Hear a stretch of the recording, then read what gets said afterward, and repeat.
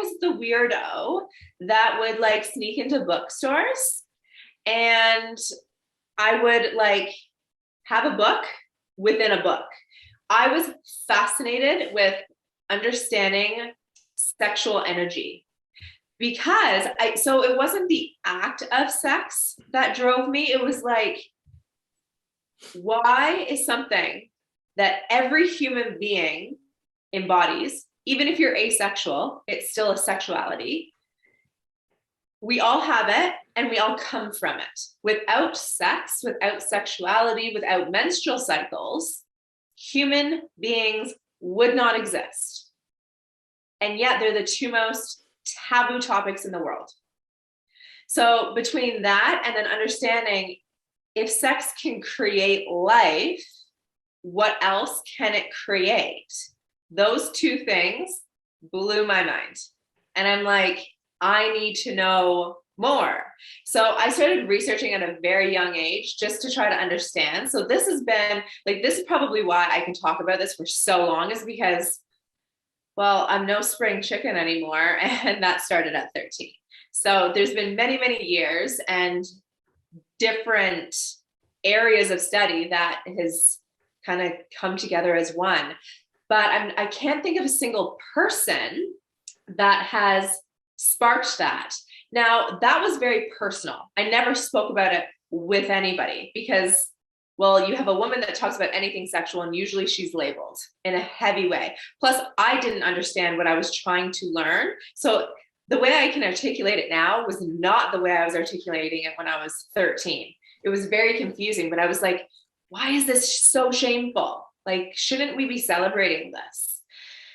Then I went through sexual trauma, like a significant amount of it at 15.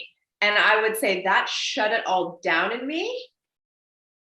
And then the healing journey from coming out of that after years of like going through hell with it is I remember I was probably 18 when it started, but I remember just feeling like I was living somebody else's life.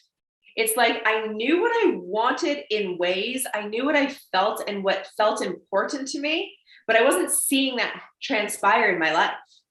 Like attracting in men that I'm like, these are not good, these men are not good for me, right? Or certain friendships or any, like so many things. I'm like, this is not at all the life that, if you asked me 5 years ago, is this the life that you'd be living? I would say no.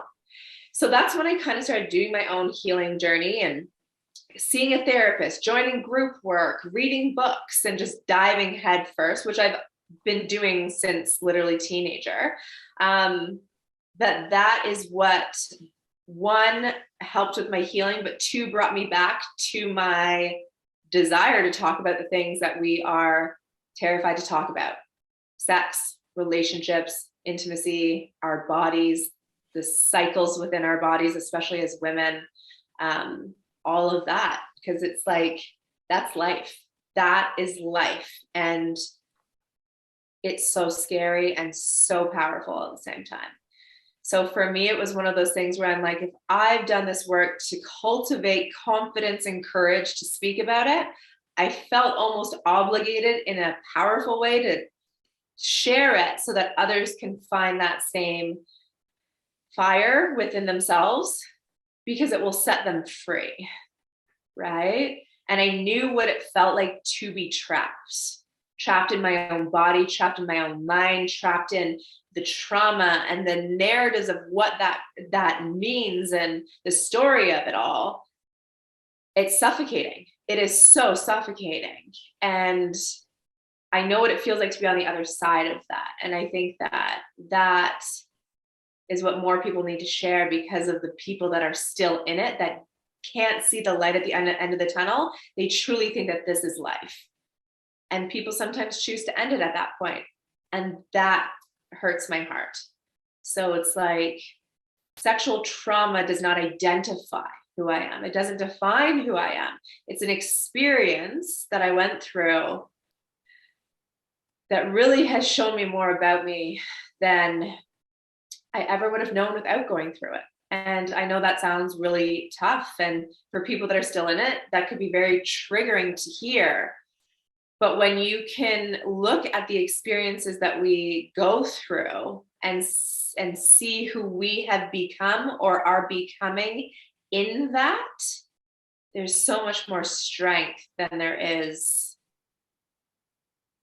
like breakdown and disaster, right? But sometimes we have to break down in order to break through.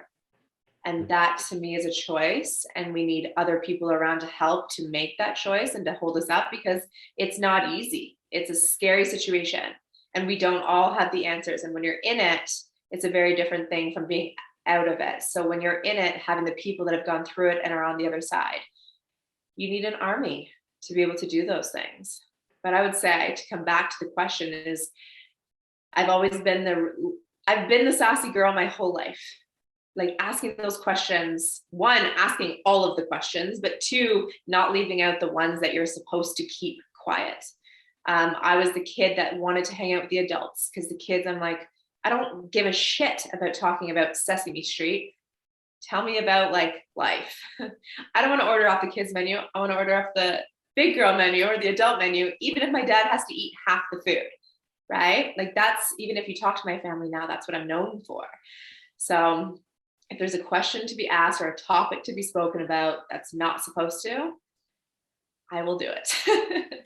Well, there goes our Sesame Street sponsorship. But so you had this insatiable thirst for that kind of information. And at what point did you feel like you had something of value to offer as a coach? And when did you decide that you wanted to be a coach as a living, that this would be your career, this would be your mission, the way that you with your life could give back and make a difference and help people? That's a great question. I would say that once I started doing the work and becoming confident in my own healing process, because it's tough to talk about it while you're in it. But once you're on the outside of it and people find out your experiences and then you talk about who you are now, they're like, how are you this way? And then I started, like, that builds character. So that, and then speaking, like being asked to speak publicly about it. And I think that, and here's something that I would love to share with the audience, is that you think, and I thought that I was alone in this. I thought that my struggle is my struggle and nobody else goes through it the same way I do. And you may be thinking that same thing too, talking to the audience, but you don't realize how much your sharing of your experience will touch hundreds or millions of people around you. And I did not know until I spoke publicly about what I've gone through and what I've done and all of these things, how much of an influence and an impact that would have. Where for 14 years, I hid it because I was taught that sharing things like this, like, you don't share things like this, it makes you vulnerable, which makes you weak, which means you're going to get taken advantage of. People are going to judge you. People won't want you, right? You're damaged, you're flawed, you should have been like, my dad raised me to be strong. I have a background in sports, like competitive sports. And if you put me on hockey skates and had someone come and like confront me, I would have no problem taking my gloves off. But then I go into a situation like this and I can protect myself, right? So there's shame and stigma of what that is. And I created many mechanisms to keep myself safe and to put on body armor that really was like edgy, because it kept me safe, because it kept people at a distance. I controlled before you controlled.